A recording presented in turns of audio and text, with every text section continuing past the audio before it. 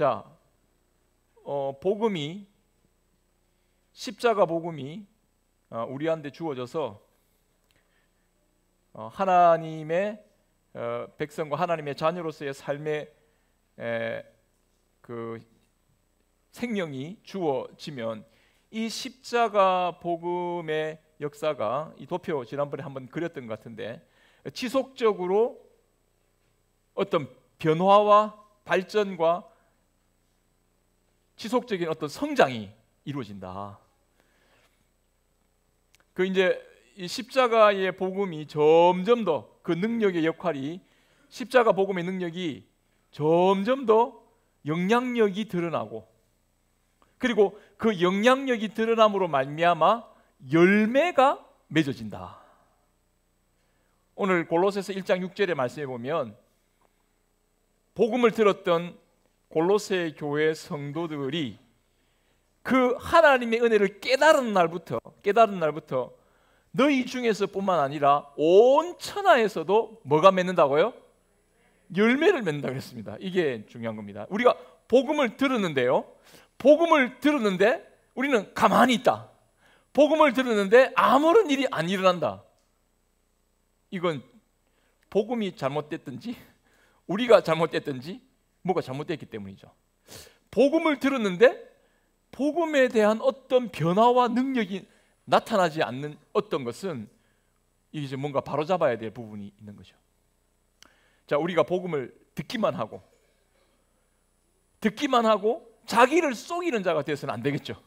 야고보서 말씀과 같이. 자, 그러면 그 행함이라고 하는 것, 그 선행이라고 하는 것, 복음의 열매라고 하는 것, 그것은 우리가 인위적으로 만들어낼 수 있는 것이냐? 만들어내는 게 아니라, 그래서 복음은 열매를 맺어간다고 말씀하고 있습니다. 열매는 생명의 활동의 증거이고 생명이 살아있다는 것에 대한 결과물이죠. 그러니까 이 복음의 생명력이라고 할까요? 복음의 생명력, 복음의 능력, 이것은 열매로 직결되어 나타나게 됩니다. 예수님을 믿어서 복음을 들어서 하나님의 자녀로 거듭난 사람에게는 이런 생명의 능력이 주어지기 때문에 반드시 열매가 나타나게 된다. 이걸 우리는 늘 기억하면서, 그럼 이 열매가 뭐냐? 이제 앞으로 이런 열매에 대해서 우리는 특별히 하나님의 백성의 그 언약의 관계 속에서 드러나는 10계명 있죠, 그죠? 10가지 언약의 계명, 이 10계명이 우리의 삶의 열매를 어떻게 보여주는지를 말씀하고요.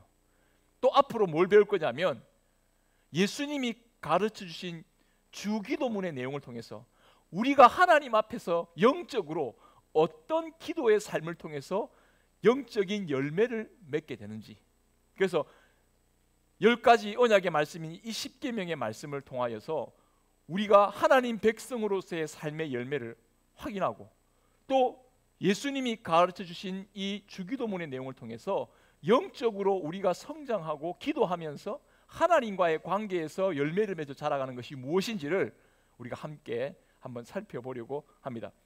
결국 그래서 이 성장의 과정 속에서 물론 여기에 한정될 수 있는 이 10계명과 주기도문, 이 핵심적인 내용을 다루겠지만 이 10계명과 주기도문을 통해서 하나님의 백성의 삶의 전반적인 부분을 우리가 함께 조망하면서 나는 과연 하나님 앞에서 또 사람들과의 관계 속에서 어떤 열매를 맺고 있는지를 확인하고, 또 그 열매를 우리가 더욱더 풍성히 맺어갈 수 있는 그런 기회가 될 수 있기를 바랍니다.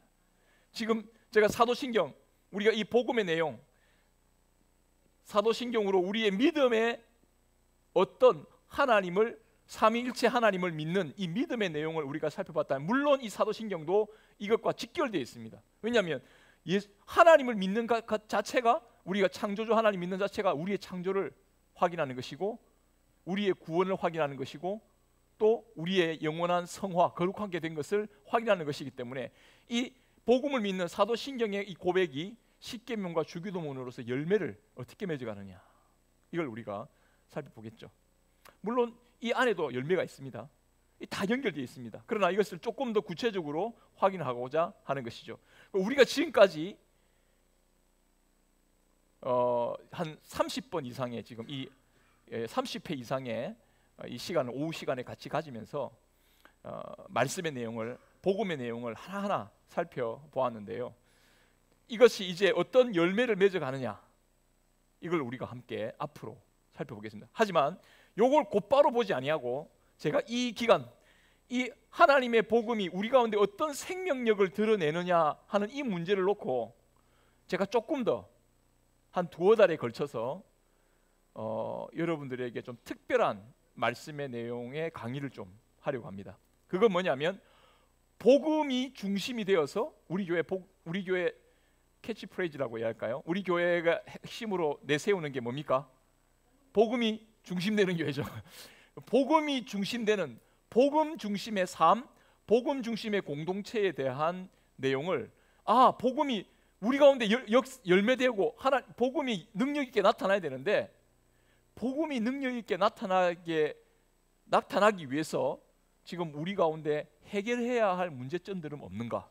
이걸 한번 점검해보고, 복음은 분명히 능력인데 왜 우리 안에 그런 복음의 능력이 나타나지 못하는 그런 모습이 있는가를 우리가 한번 조망해보면서, 우리가 돌아보면서 하나님의 복음의 걸림돌이, 하나님의 복음의 능력이 드러나는데 어떤 문제점이 있는 것들을 하나하나 솎아내고 복음의 능력에 대한 진수를 딱 붙잡고 그 열매를 한번 주님 앞에서 딱 맺혀질 수 있는, 우리 자신을 드릴 수 있는 그런 시간들, 그런 준비들을 우리 가운데 좀 했으면 좋겠다. 그래서 저는 제 마음으로 계획은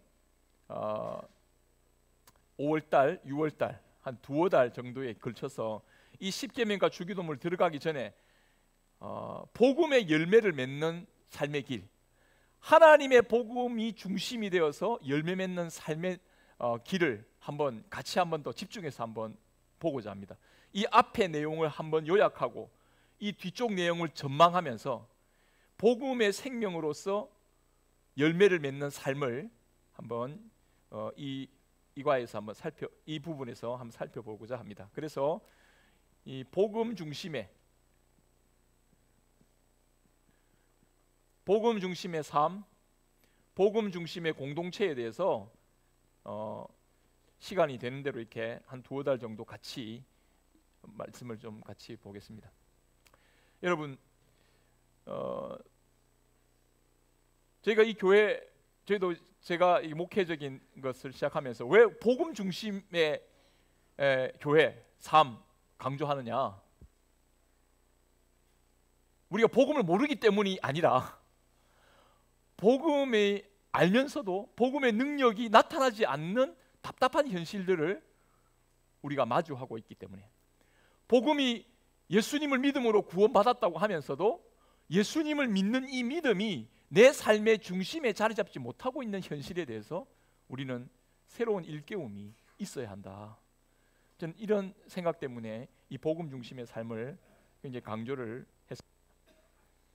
그래서 이 복음 중심의 삶을 이루어가는 데 있어서 중요한 열매가 되는 내용들을 오늘 내용들을 하나하나 보기 전에 복음의 열매를 맺지 못하게 만드는 삶의 장애물들이 뭐냐, 이걸 먼저 한번 생각해 보고자 하고, 이걸 제가 다음 주까지 한번 연결해서 하겠습니다. 오늘은 예수님께서 우리에게 그 유명한 그 씨 뿌리는 자의 비유를 통해서 알려주신 네 가지 밭의 종류를 가지고 복음의 능력이 나타나지 않는 현실을 극복하고 어떻게 하면 복음의 능력이 나타나는 현실 속에 살아가게 될 것인가를 한번 같이 말씀을 통해 보면 좋겠습니다.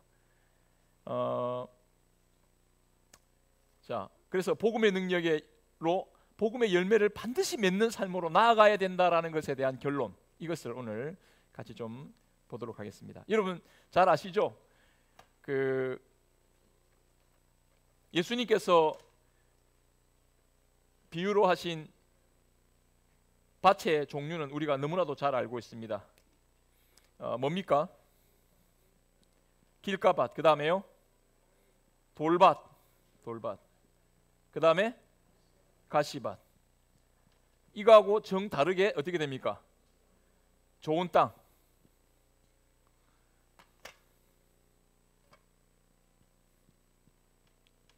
옥토밭. 뭐 옥토밭이죠. 야. 자, 길가 돌밭, 가시밭은 열매가 있습니까? 없습니까? 예, 없습니다. 좋은 밭은 없습니까? 열매가 있습니다. 자, 우리는 이 열매를 맺지 못하는 밭에 대한 내용을 확인하고 여기에 길가와 같이 딱딱하게 굳은 밭은 어떻게 됩니까? 꽃갱이로 찍어가지고요 밭을 만들어야 될 거 아니에요, 그죠? 얘는 밭이 아니야. 이게 길가는요. 여기 길가는 어디냐면요, 여러분 그 밭 고랑이 있죠, 고랑. 예, 여러분 밭 사이사이에 고랑이 있습니다. 사람이 밟고 지나다니는 고랑이 있습니다. 거기에 씨가 떨어지면 그게 이제 안에 못 들어가니까 그냥 길가, 그러니까 밟는 그 길가 위에 놓여 있으니까 새들이 먹어버리는 거죠. 여러분 이 돌밭은 어디입니까? 자갈밭이 아니고요. 자갈밭이 진짜로 이렇게 하면요, 이렇게 땅이 이렇게 있으면 땅 밑에 이렇게 안반이 있습니다. 안반. 예, 우리 교회처럼 우리 교회가 우리 지하 밑에가 뭐로 돼 있냐면 안반으로 돼 있습니다. 안반으로. 여기서 반석 위에 세운 교회. 건물을 지을 때는 반석 위에 세우는 게 맞습니다. 그런데 농사를 짓기 위해서는 반석 위에 하면 됩니까? 안 됩니까? 안 됩니다. 왜 안 됩니까? 예, 요 밑에 뭐를 뿌렸어요. 뭐 이렇게 꽃이 나고 하는데 이 뿌리가 좀 생기다 여기에 안반에 걸려버리면 어떻게 됩니까? 예, 해가 뜨면 시들어 죽는 거죠. 예, 이게 문제죠, 그죠? 그래서 이 문제는 이 안반이 문제죠. 이걸 빼내야 됩니다. 그리고 가시밭.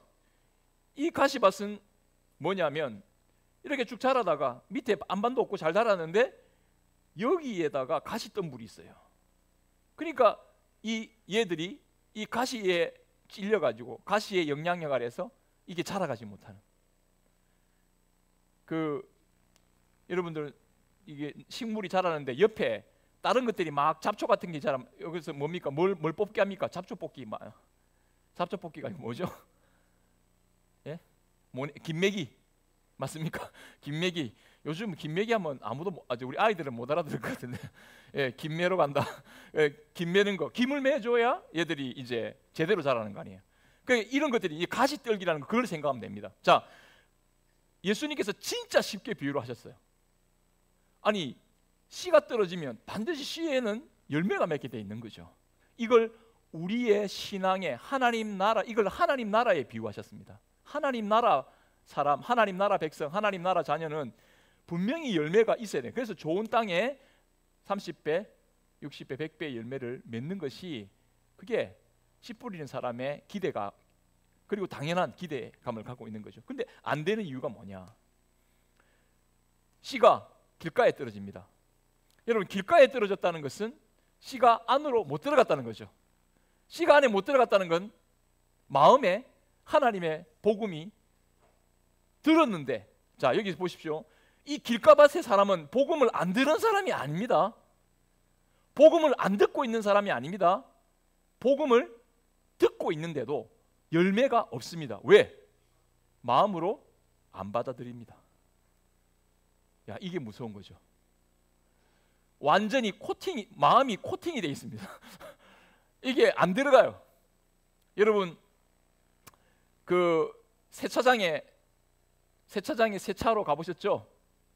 세차장에 차 몰고 딱 차를 몰고 들어가면 세차장에 막 세차로 들어가면 어떻습니까? 다 문을 닫아가지고 그 세차 기계로 싹 들어가면요, 밖에서는 정말 뭐 온갖 막 폭풍우 치는 난리가 나는데도요, 그 안에는 물 한 방울 안 들어가죠. 예? 바다에 아무리 많아도, 예, 병막에 딱 되어 있는 그 병에는 물 한 방울 들어가지 않죠. 자, 이와 같은 현상이 일어납니다. 하나님의 폭포수 같은 은혜와 사랑이 쏟아지는데도 마음에, 불신적으로 닫혀있는 마음에는 하나님의 은혜가 거기에 한 방울도 들어가지 않는, 그래서 전혀 열매라는 것을 기대할 수 없는, 결국 그 말씀을 누가 먹어버립니까? 새가 먹어버리죠. 자, 보십시오. 지금 이 마음밭은 여러분, 하나님의 복음의 씨가 뿌려지지 않는 게 아닙니다. 복음의 씨가 뿌려지고 있는 겁니다. 이 현장은 어디 현장이냐고 하면 복음이 선포되고 복음을 듣고 있는 현장입니다. 이게 주의할 거죠. 지금 우리가 복음을 듣고 있습니다. 예배 자리에 나옵니다. 그런데 우리의 마음밭 중에서 복음의 열매를 맺는 사람이 있고 복음의 열매를 맺지 못하는 사람이 있다는 이 충격적인 사실을 예수님이 말씀하십니다.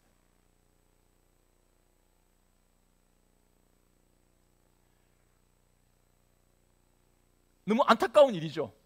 너무 두려운 일입니다만은 이게 현실입니다. 복음을 들어도 그건 나에게 주어진 말이 아니야. 네가 들어야 할 말이고 딴 사람, 딴 세상 이야기고. 교회 나와서 말씀을 듣는데 이 말씀이 내 마음속에 하나도 적용이 안 되고 말씀의 영향력이 그의 삶에서 아무런 영향력을 발휘하지 않는,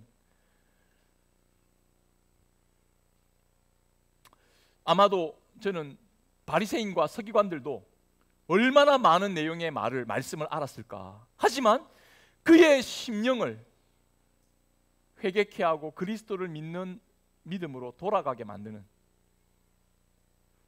마음속에 복음의 능력이 전혀 일어나지 않는, 여러분 이럴 수도 있습니다. 그럼 나는 어떻습니까? 돌아봐야 되는 거죠. 여러분 이거 보면서 이 사람들은 불신자, 복음 하나도 안 들었던 사람, 예수 믿고 교회 잘 다니는 사람, 이렇게 구분하면 안 됩니다. 바로 여기에 우리의 모습이 그려져 있다라는 것을 생각하면 정신이 바짝 드는 거죠. 내가 복음을 듣고 있는데 내게 열매가 있나 없나? 이걸 보게 되는 거죠. 나는 열매를 맺고 있는가? 나는 참된 믿음으로 예수 그리스도를 붙들고 믿음을 가지고 있는가? 나는 그리스도를 마음에 영접하고 그 영접한 고백으로 주님 앞에 살아가고 있는가? 여러분 우리는 이것을 생각해 보아야 된다는 것이죠. 왜 이런 마음이 생기는가? 왜 길가와 같은 마음이 생길까요? 여기에는 교만이 있습니다. 자기 생각이 하나님의 생각보다 훨씬 더 센 사람입니다. 여기에는 절망이 있습니다. 나는 절대로 안 된다. 하나님의 나라 뭐 그런 게 있는지 모르겠는데 나는 지금 이 지옥 같은 세상 하나님 나라는 없다. 절망이 있습니다. 또 무엇이 있을까요? 교만과 절망뿐 아니라 하나님의 말씀을 마귀가 빼앗아 갑니다. 그러니까 어떻게 합니까? 그 말씀이 마음에 남지 않으니까 마음이 딴 데 다 빼앗기는 겁니다. 오늘 그 방탕함과 술 취함과 생활의 염려로 마음이 둔화해졌다는 것처럼 마음이 다 사단에게 마음이 빼앗겨버리는, 말씀을 다 빼앗겨버리는 겁니다. 우리는 이런 길가의 자리에 들어가면 안 되겠죠. 그런 자리에 내가 놓여 있지는 않는지를 돌아봐야 되는 거죠. 내 마음에 무슨 교만이, 내 마음에 무슨 절망이 나를 자리 잡고 있는가? 두 번째 돌밭은, 여러분 저는 이렇게 좀 제목을 잡아봤습니다. 돌밭은 제가 뭐라고 기록을 했냐면, 한번 따라 읽어볼까요? 복음이 삶의 기초가 되지 못할 때, 여러분 복음을 우리가 듣는데 이 복음이 내 마음에 뿌리가 없잖아요. 이게 핵심은 뭐냐면, 돌밭이 이거는 뿌리를 못 내려요. 뿌리가 내리지 못한다는 것은 이것이 내 삶의 근본이고 기초다. 내가 그리스도로 거듭난 하나님의 자녀라는 자기 인식. 자, 여러분 예수님을 믿고 난 다음에 제일 큰 변화가 뭐냐면, 예수 믿고 난 다음에 내가 진짜 힘든 경험을 했는데 이제는 어려움도 다 없어지고 난 너무 요즘 해피해졌어. 맞습니다. 그렇죠? 그럴 수 있죠. 그리고 못 고칠 만한 그런 병이었는데 병도 고쳐지게 됐어요. 우리 집이 좀 잘못 살았는데 예수 믿고 잘 살게 됐어요. 예수 믿고 난 다음에 그 말썽쟁이 우리 아이가 우리 예수 믿는 가정 되면서 아이가 점점 변화되더라. 맞죠? 열매죠. 근데 여러분, 한순간 이 땅에서 조금 더 잘 되는 거, 그게 복음을 믿는 근본 목적입니까? 여러분, 예수님을 믿어서 우리가 구원받는다는 것은 이 세상의 가치로서는 다 측정할 수 없는 구원의 은혜를 받은 거죠. 그 구원의 은혜가 뭡니까? 사람이 근본이 바뀌는 겁니다. 근본이 여러분, 뿌리가 바뀌어야 열매를 제대로 맺는 거 아닙니까? 이 근본이 바뀌지 못하면요, 한순간 조금 반짝하는 거, 여러분, 그런 요즘 조금 교회 나와서 나 이제 한번 열심히, 근데 조금만 지나면 조금 어려움이 생기면 어떻습니까? 언제 그렸다는 듯이 딱 마음을 돌려버리죠. 왜? 자기가 예수 믿고 바라보고 기대하고 있는 건 그냥 세상에서 조금 어려움 없이 잘 되고 우리 집 잘 되고 뭐 이런 것만 딱 생각하고 있다가 예수 믿어도 당장 뭐가 잘 되고 뭐가 좀 일이 풀리고 이래 되는데 그게 잘 안 되니까 또 오히려 더 어려워지는 것 같으니까 아이고야, 안 되겠다, 교회 다니면 안 되겠다. 그죠? 옆에 집 물어보니까 뭐 한 집안에 종교 두 개 있으면 집안 망한다더라. 뭐 이런 소리 듣고 난 다음에 겁이 나가지고, 그죠? 보따리 싸고 나가버리네. 여러분, 뭐가 없는 겁니까? 뿌리가 없는 겁니다. 내 인생에 예수님을 믿음으로 말미암아 그 구원의 핵심이 뭡니까? 구원의 핵심이 뭡니까? 내가 하나님의 자녀로 거듭나는 거 아닙니까? 이 세상에 속한 사람이 아니라 하나님 백성이 되도록 우리를 구원시키시는 거 아닙니까? 그죠?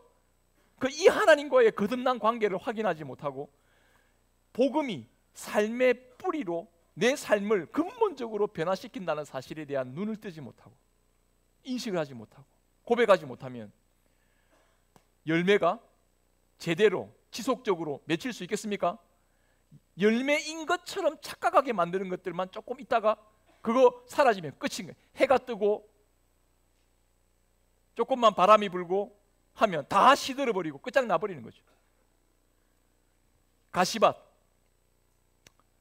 이것은 뭡니까?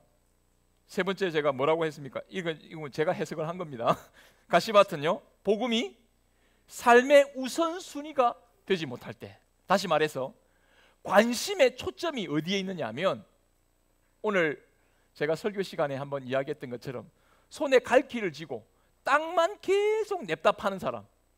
그런데 하나님 위에서 영광의 면류관을 딱 모이면서 너 그 쇠사슬 쇠고랑 놓고 이 영광의 면류관 잡으라 하는 그 말을 듣고도 그 말을 아랑곳하지 않고 무시하고 계속 땅만 파고 있는 거예요.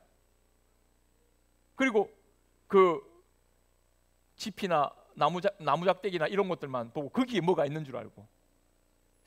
여러분, 그게 이 철로역정에 나오는 예화 중에 하나인데요, 우리는 어쩌면 우리의 관심의 초점, 우리의 삶의 우선순위, 거기에 어디 있는지를 살펴봐야 합니다. 내가 예수 믿고 구원받아서 하나님 자녀가 되어서 살아가는데 먼저 하나님 나라와 그 의를 구하면 이 모든 것을 너희에게 주하여 주실 것이라고 삶의 초점을 예수님께서 분명히 딱 보여주셨는데, 그 삶의 초점이 하나님 나라를 향한 그런 삶의 초점이 아니라 자기가 이 땅에서, 이 세상에서 얼마나 누리고 살아가느냐에 대해서 세상 욕심과 재리의 유혹과 내가 좀 어려움 당하지 않고 살아야지, 이런 데에만 내 마음이 딱 골몰해 있으면요, 복음을 위하여 수고하고 복음을 위하여 고난받는다?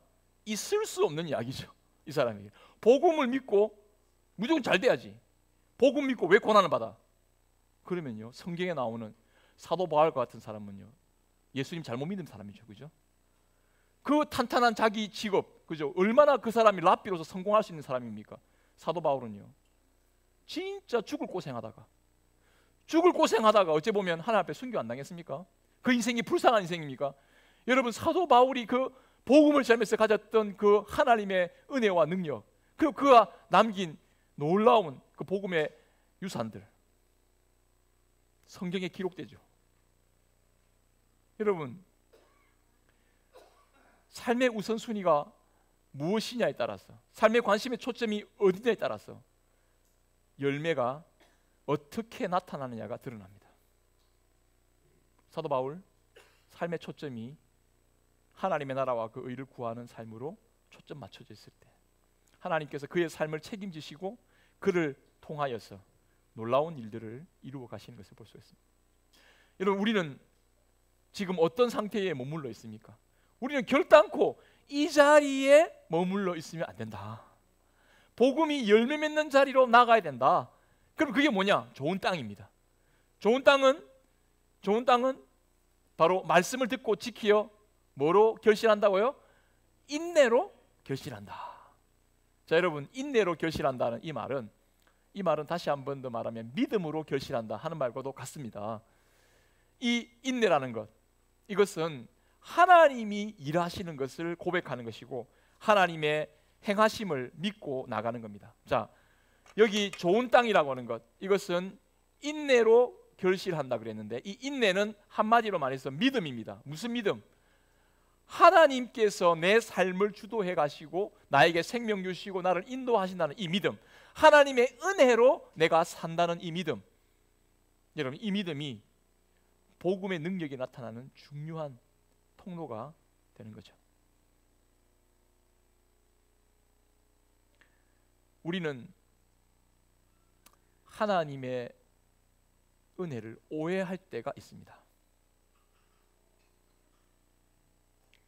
하나님의 은혜를 내가 열심히 산 삶에 대한 대가로 하나님이 은혜를 주신다고 생각할 때가 많습니다. 아니, 믿음은 안 그렇게 하나님이 순전히 은혜로 선물로 주셨다고 고백은 하지만 실제로 우리는요, 내가 뭐 한 게 있다고 하나님 앞에 은혜를 받아, 이런 마음. 네? 내가 똑바로 못 살았는데 하나님이 나 사랑해 주실 리가 없지. 여러분, 이런 마음을 딱 갖고 있으면 복음의 능력이 나타납니까? 안 나타납니다. 자기 자신의 어떤 삶의 능력과 행위에 마음이 집착이 돼 있으면 뭐 내가 뭐 제대로 한 것도 없고 한데 내게 무슨 그런 일이 일어나겠어? 믿음이 없죠. 하나님이 나에게 어떤 은혜를 베푸시고 능력을 베푸실 거라는 믿음이 없어요. 그런 믿음을 가지지 못하게 만드는 이유가 뭐냐면 하나님의 은혜조차 내가 열심히 살아서 그 삶에 대한 대가로 내가 누려야 된다라는 착각 속에 빠져 있기 때문입니다. 오해 속에 빠져 있기 때문입니다. 그래서 우리는요, 이 열매를 맺지 못하는 중요한 두 가지 이유가 위선적인 삶의 태도와 그리고 자기의 자신의 알량한 자존심, 그 자존심으로 행한 어떤 삶의 내가 이때까지 이루었던 그 모든 것 가지고 그거 내세워 가지고 하나님의 은혜로 바꾸치게 하려고 하는, 교회 나오고 신앙생활 하면서 내가 말이야 이 정도 신앙생활을 했으니까 말이야 이 정도 내가 사는 거지 말이야. 여러분, 이 태도가 하나님의 은혜가 더 이상 능력으로 역사하지 못하는 딱 태도입니다. 교만이죠. 겸손히 하나님이 은혜로 나를 이끌어 가신다라는 이 고백이 우리를 지속적으로 열매 맺게 만드는, 우리는 생각보다 하나님 앞에서 정말 악한 존재지만 하나님은 이 우리의 악한 존재를 우리가 생각 이상의 놀라운 은혜와 능력으로 우리를 바꾸어 가신다라는, 우리를 변화시켜 가시고 우리를 통해 열매 맺어 가신다는 이 믿음. 여러분, 이 믿음이 복음의 열매를 맺게 만드는 핵심적인 내용이다라고 말할 수가 있습니다. 자, 우리 내용 그 뒷장을 넘겨가지고요, 요 세 가지 하나님께서 열매 맺게 하시는 세 가지 목적만 보고 오늘 마치도록 하겠습니다. 자, 뒷면에 한번 보겠습니다. 우리의 공로가 조금도 없이 그리스도로 말미암아 오직 은혜로 우리의 죄와 비참함으로부터 구원받았는데 우리는 왜 또한 선행을 해야 합니까? 이 선행을 해야 한다는 이 선행이 바로 열매입니다. 열매. 왜 열매를 맺어야 합니까? 라는 내용입니다. 답을 하겠습니다. 시작.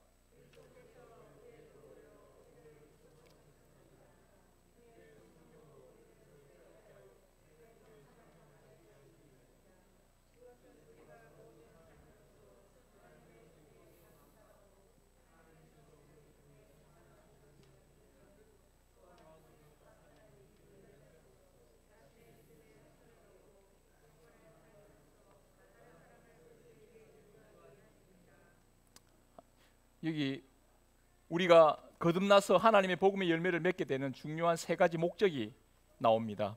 여러분, 하나님께서 우리를 구원하셔서 하나님의 형상으로 회복시켜 주셨습니다. 원래 아담이 잃어버렸던 하나님의 형상을 예수 그리스도를 믿음으로 말미암아 하나님의 형상을 회복시켜 주셨어요. 그죠? 이제 우리는 하나님을 나타낼 수 있는 그런 하나님을 나타낼 수 있는 하나님의 은혜와 능력 가운데 살아갈 수 있는 하나님 형상으로 회복이 됐는데, 그 하나님 형상으로 회복되면서 하나님이 열매를 딱 주셔요. 반드시 열매를 주십니다. 왜 열매를 주시느냐?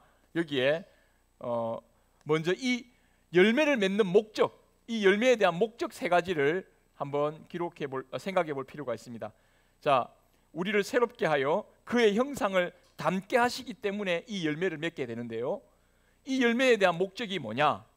첫 번째, 여기다가 동그라미를 치냐면 우리가 모든 삶으로서 하나님의 언덕에 감사의 동그라미 한 번입니다. 감사하고 하나님께서 우리를 통해 찬양 받으시기, 찬양의 동그라미 해보겠습니다. 자, 감사, 찬양. 자, 이게 하나님께서 우리를 구원하셔서 하나님의 열매를 맺게 하시는 이 열매, 선행의 열매, 삶의 변화된 복음의 열매를 맺게 만드시는 중요한 첫 번째 이유가 뭐냐면 감사와 찬양이다 그랬습니다. 자, 이건 아주 의미가 있는데요, 우리가 잘해서, 여러분들이 그냥 착한 일 하고 좋은 일 하면 어떻게 합니까? 주변에서 야, 너 참 대단하다, 너 참 착하다, 너 참 귀하다, 너 참, 그러면 누구를 칭찬합니까? 그 사람을 칭찬하죠. 그런데요, 복음의 열매를 맺으면요, 그 사람이 칭찬받는 게 아니라 누가 영광을 받으십니까? 하나님이 영광을 받으십니다. 하나님을 찬양합니다. 누구에게 감사합니까? 하나님께 감사. 왜냐하면은 이 복음의 열매는 내 힘으로 맺는 것이 아니라 누가 맺게 하시는 겁니까? 하나님이 맺게 하시는 겁니다. 이렇게 받는 거죠. 야, 나 네 보니까 하나님이 살아계시는 게 진짜 느껴진다. 네가 어떻게, 나는 내가 볼 때 니는 네 정신으로는 그거 못하는데 내가 보니까 네가 진짜 네 정신이 아니구나, 네 예수 정신이구나, 이제 이렇게 나오면 여러분, 이거 진짜 하나님이 그 사람 통해서 영광 받으시는 거 아닙니까? 여러분, 우리 이런 말 듣지 않습니까? 이런 말 들어본 적이 있지 않습니까? 그죠? 네가 어떻게 그렇게 사냐? 내가 믿음으로 사니까 이렇게 된 건데, 나는 하나님께 감사할 것밖에 없다, 하나님께 찬양할 것밖에 없다. 여러분, 주님이 이 열매를 보여주시는 이유는 복음에서 왜 열매가 있어야 되냐? 이 열매를 통해서 이 세상에 가시적으로 하나님께 감사할 제목과 하나님께 영광과 찬양을 돌려드릴 수 있는 제목이 생기기 때문입니다.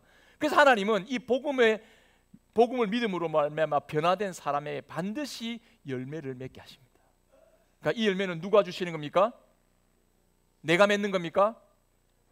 하나님께서 맺게 하시는 거죠. 하나님 맺게 하시는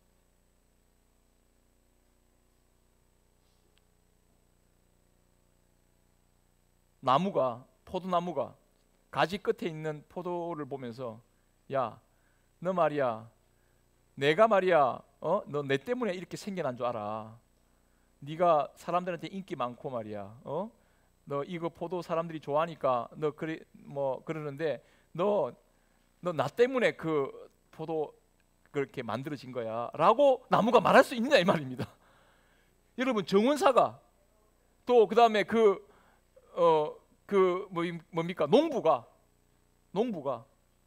그 포도나무를 그렇게 가꾸고 물 주고 비료 주고, 그리고 위에서 때에 맞게 햇빛도 쬐고, 그래서 포도나무 열매가 나온 거 아닙니까?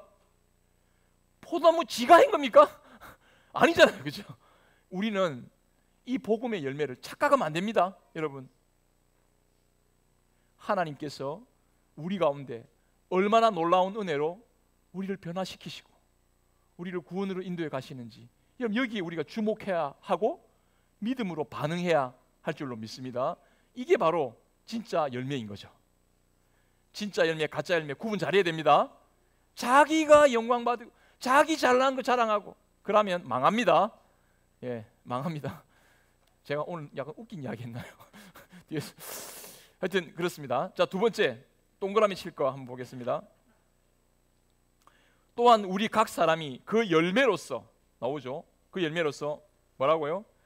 자신의 믿음에 확신의 동그라미 한번 쳐보십시오. 확신을 하는 거죠. 확신을. 자, 여러분, 주님께서 복음의 삶의 열매를 주시는 이유는 우리의 구원의 확신을 주시기 위한 겁니다. 이 구원의 확신에 대한 문제, 저도 고민 많이 했어요. 내가 구원 받았나 안 받았나? 내가 구원 받았나 안 받았나? 옛날에 요 구원파 때문에, 요 문제 때문에 구원파, 니 예수 구원 받았나? 근데 왜 자꾸 회개하노? 막 이렇게 구원 받았으면 회개하지 마라. 뭐 이렇게 하고 언제 너 맨날 며칠 구원 받았냐? 그 네가 알 거 아니야. 맨날 며칠 갖고 와봐. 근데 맨날 며칠이 구원 받았지? 그러면 이제 싹 넘어갑니다. 그거 네 구원 안 받은 거니까 우리 집회에 와가지고 구원 다시 받아라. 이렇게 그거 넘어가면 안 되죠, 그죠? 그래가지고 이상한 이단에 빠져가지고 난리를 친 거 아닙니까? 근데 구원의 확신, 우린 자꾸 이 확신을 감정적인 문제로만 생각하기 쉽습니다. 물론 감정이 중요하죠. 내가 확신을 갖는다는 거, 이거는 어찌 보면 나의 의지적인, 나의 감정의 요소고, 이거 인격적인 요소가 포함되는 거니까요. 하지만 우리는 자꾸 어떤 은혜 받고, 그래서 막 하늘에 불같이 막 뭐가 확 임해가지고 막 그래가지고 내 감정에 어떤 자꾸 호소하려고 하는, 그래서 그것을 어떤 구원의 확신으로. 그래, 옛날에 이런 재밌는 이야기, 한 목사님이 주야 기도원에서 기도를 막 했는데 갑자기 막 환해지고 따뜻해지는 막 뭐가 열기가 나타지는, 하나님이 임하셨나 보다 하고 눈을 딱 떠보니까 뭡니까? 자기 앞에 열풍기가 막 이렇게 와가지고 와, 이거 뭐야 이제. 그 여러분, 제가 그렇게 기도하는 거에 대해서 다르게 하는 게, 저도 그렇게 열심히 기도해야 되고죠. 저도 뭐 진짜 밤에 소나무 뿌리 하나 뽑을 심정으로 산기도 가가지고 막 주여 이렇게 막 기도 엄청 했던 기억도 있는데요. 우리가 그런 기도가 필요한, 그런 기도의 영성이 좀 필요합니다. 그죠? 옛날에 우리 그런 거 많이 했잖아요. 주일 예배 끝나고 그랬나요? 하여튼 막 끝나고 나면 차 타고 기도원 가서 기도하고 그랬던 기억이 있지 않습니까? 저 그때로 돌아갔으면 얼마나 좋겠냐 그런 생각도 많이 해봅니다. 언젠가는 그런 기회가 있겠죠. 근데 여러분, 그거 다 좋습니다만은 더 중요한 거는 우리가 그 구원의 확신을 감정적인 문제로만 치부하면 안 돼요. 왜냐하면 감정은 항상 우리를 속이기 때문입니다. 그렇습니까? 어제 일이 좀 좋아져가지고 기분 좋았는데, 그때는 구원받은 것 같아요. 와, 난 역시 하나님의 자녀인데. 그 다음 딱 갔는데요, 진짜 말도 안 되는 일이 벌어지고 기분도 완전히 잡쳤어. 그러고 막 싸워가지고 막 예배 드리고 오기 직전에 어떻게 해요? 싸워가지고 막 중리산이 이렇게 했다. 예배 오고 싶겠습니까? 예배는 무슨 예배, 막 안 가야지.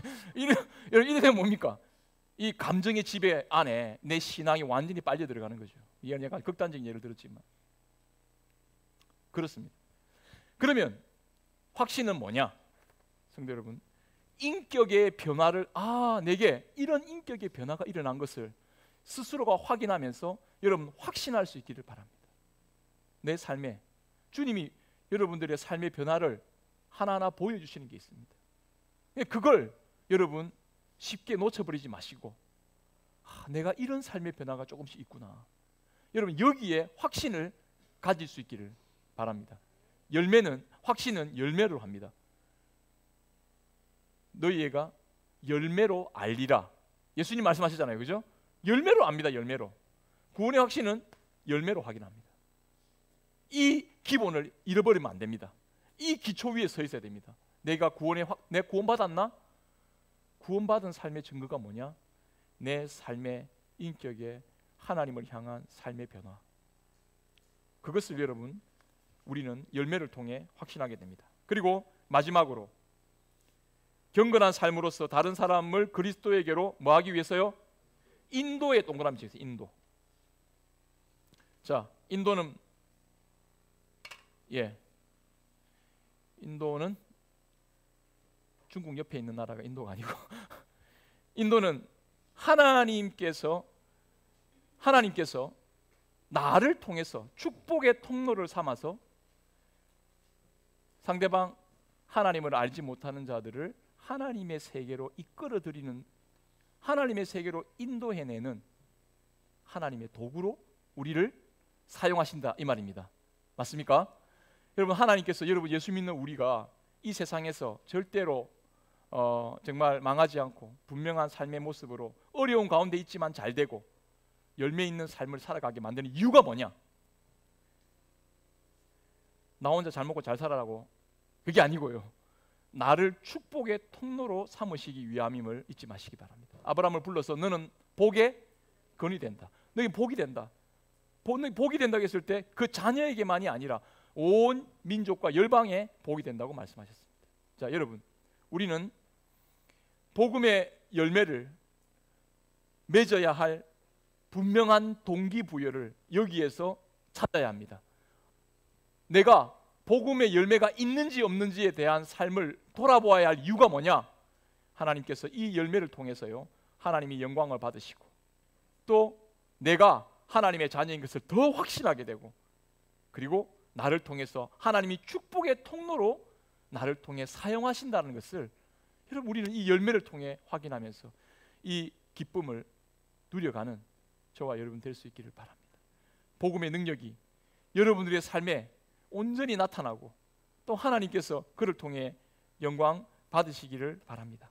우리 다음 주에 또 이렇게 함께 모여서 말씀을 배울 때 요거 조금 더 연장해서 하나님의 능력의 복음이 이렇게 우리에게 분명한 열매를 맺게 하시는데 그 열매를 우리가 가로막는 부분들을 다시 한번 짚어보고, 그리고 이 복음의 현실이 차츰차츰 그 능력의 모습이 드러나고 성장하는 그런 사랑하는 성도들이 될 수 있기를 바랍니다. 우리